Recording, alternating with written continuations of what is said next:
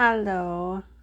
I recently had this very strong feeling to talk about my story of when I was diagnosed with dermatographia.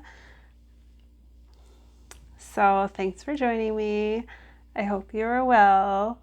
And so, I was probably around 34 years old, and I am homeless at the time.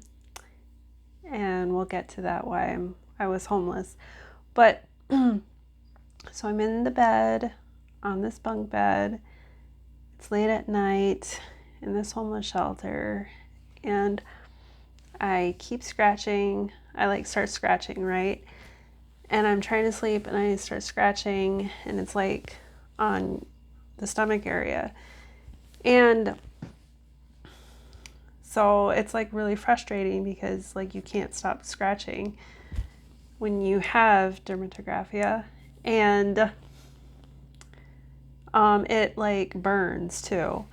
So at the time I'm like convinced I have bed bugs hurting my skin, biting me, and they're also jail beds that were given to us to the homeless shelter, and they were given to us when they're like super old and the jail didn't want them anymore.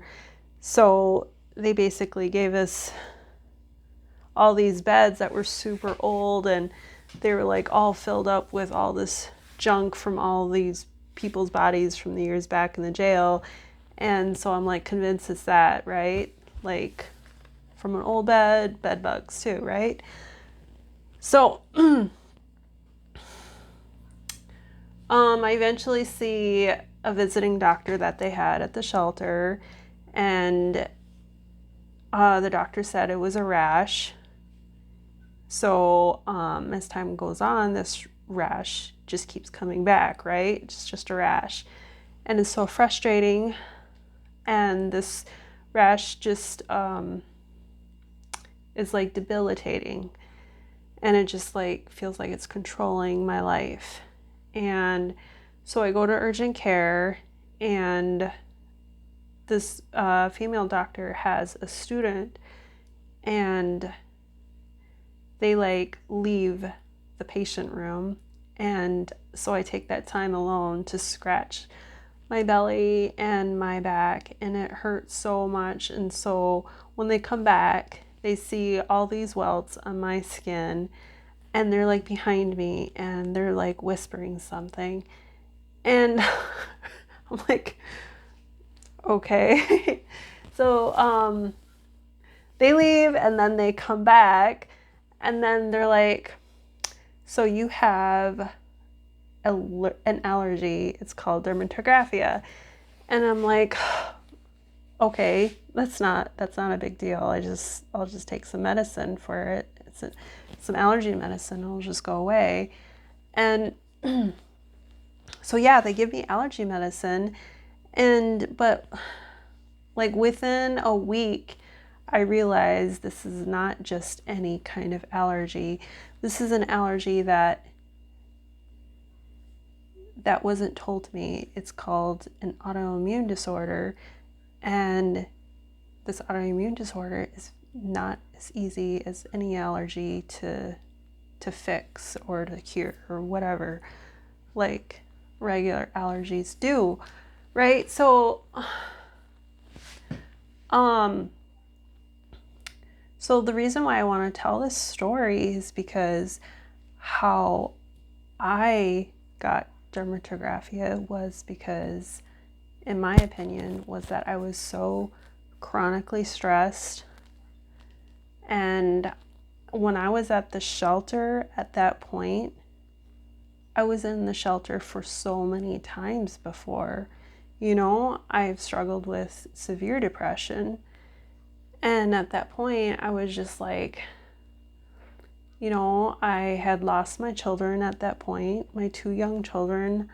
I was convinced that my postpartum depression was going to overtake me and I was going to hurt them. So I basically ran away, and I didn't want to hurt them, so I had to run away, and I had nowhere else to go, and I was in the shelter, and I was married at the time, and so I had lost my support system, and I was like so tired and exhausted as a person.